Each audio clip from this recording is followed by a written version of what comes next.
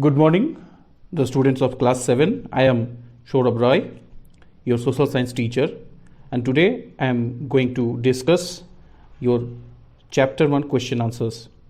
And the name of the chapter is Tracing Changes Through 1,000 Years.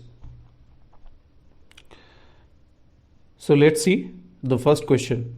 Okay, so in your book, just open the exercise portion of your book of page number 14 and 15, and the first question was written there, said who was considered a foreigner in the past? Who was considered a foreigner in the past? So the answer is, in medieval period, a foreigner was any stranger who appeared, say, in a given village, someone who was not in part of the society or culture, such as a city dweller, therefore might have regarded a forest dweller as a foreigner in the medieval period. Okay, so this is question number 1.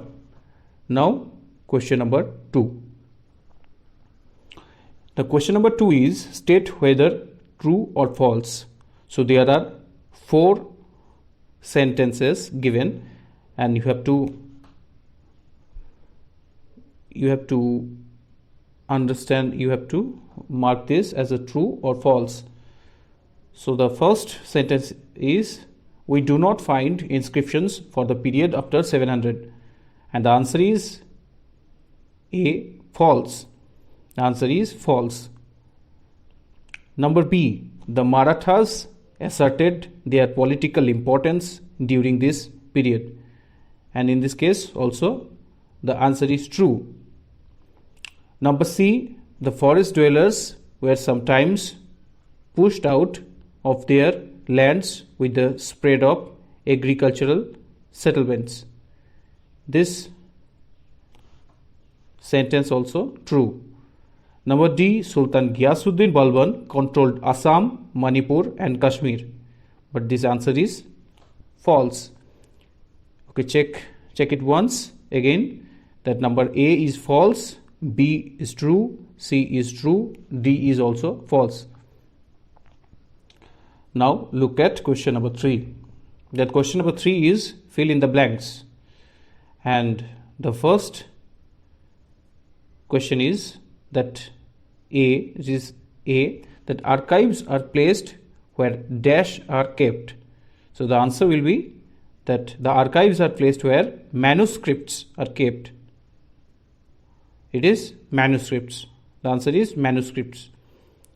So number B is dash was a 14th century chronicler, and the answer will be Ziauddin Barani was a 14th century chronicler.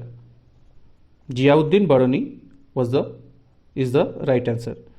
Now number C, it is 3C, that dash, dash, dash, dash and dash were some of the crops introduced into the subcontinent during this period, and the answer is potatoes, corn, chilies, tea and coffee were some of the crops introduced into the subcontinent during this period, during this medieval period.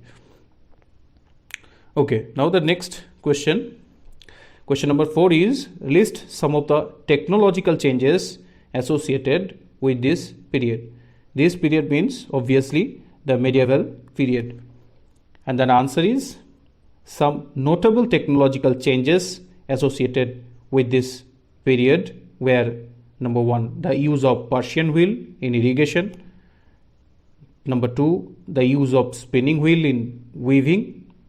And number 3, the use of firearms in combat or war. That's all from question number 4. Now we'll see the question number 5. So question number 5 is, the answer is little bit big. So the question is, what were some of the major religious developments during this period? what are the major religious developments during this period? And the answer is, it was during this period that important changes occurred in what we call Hinduism today. These included the worship of new deities, the construction of temples by royalty, and the growing importance of Brahmanas, the priests, as dominant groups in society. Next paragraph. One of the major developments of this period was the emergence of the idea of bhakti, of a loving, personal deity that devotees could reach without the aid of priests or elaborate rituals. Now change the paragraph again, and the answer is, this was also the period when new religions appeared in the subcontinent. Merchants and migrants first brought the teachings of the Holy Quran into the 17th century, that merchants and migrants first brought the teachings of Holy Quran to India in the 7th century, and many rulers patronized Islam. So this is the answer of question number 5. Now question number 6. In what ways has the meaning of the term Hindustan changed over the centuries? And the answer is, over the centuries there has been a vast change in the meaning of the term Hindustan. Today it is understood as India, the modern nation state, but the 13th century chronicler Minhaji Siraj meant the areas of Punjab, Haryana and the lands between the Ganga and Yamuna as Hindustan, and in a political sense also lands that belonged to the Delhi Sultan. Change the paragraph. That during the 14th century the term Hind was used by Amir Khusro to refer to the culture and people of the land beside the Indus River, whereas during the early 16th century Babur used the term Hindustan to describe the culture, geography and fauna of the inhabitants of the subcontinent. This is the answer of question number 6. Now question number 7. So question number 7 is, how were the affairs of jatis regulated? How were the affairs of jatis regulated? And the answer is, the conduct of the members of jatis was managed by the rules and regulations framed by the jati.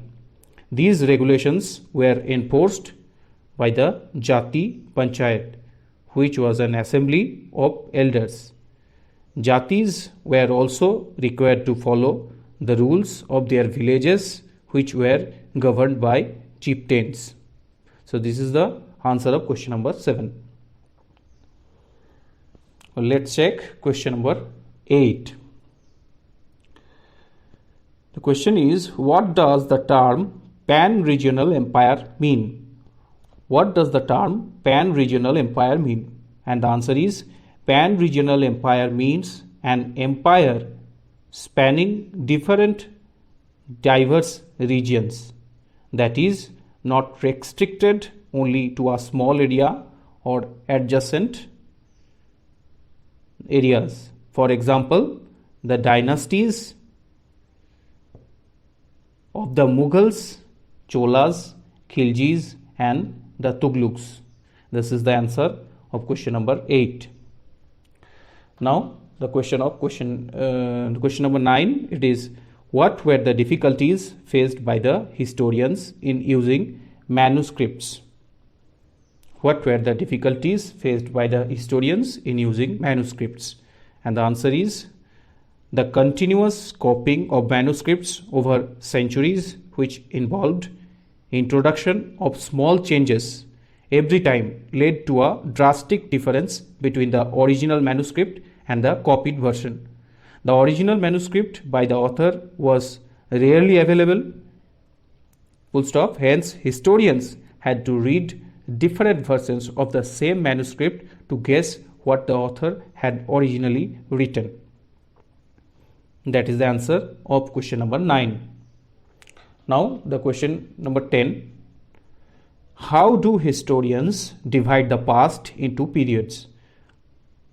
Along with this question, do they face any problems in doing so?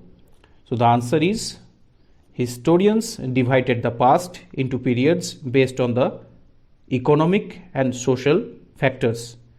The problem in this classification in that since a period in itself is a large segment, that is, it involves many centuries in it, there are many drastic differences within a period itself. So, describing the entire period as one historical unit does not give a clear picture of the period. That is the answer of question number 10. So, another 2 questions also in your book, in your let's do, in described as let's do. So, those questions will do as a activity. So, this is the activity based questions. So, I am not giving the answers of these questions because these are activity based. You try to do this in your home. And if you found any problem, you can contact me with our e-portal. So thank you for watching the video. For future updates, stay connected with our YouTube and website, and do not forget to like the video and subscribe our channel. You can also follow us on our Facebook page with the same name. Our website is www.bardwanmodelschool.ac.in.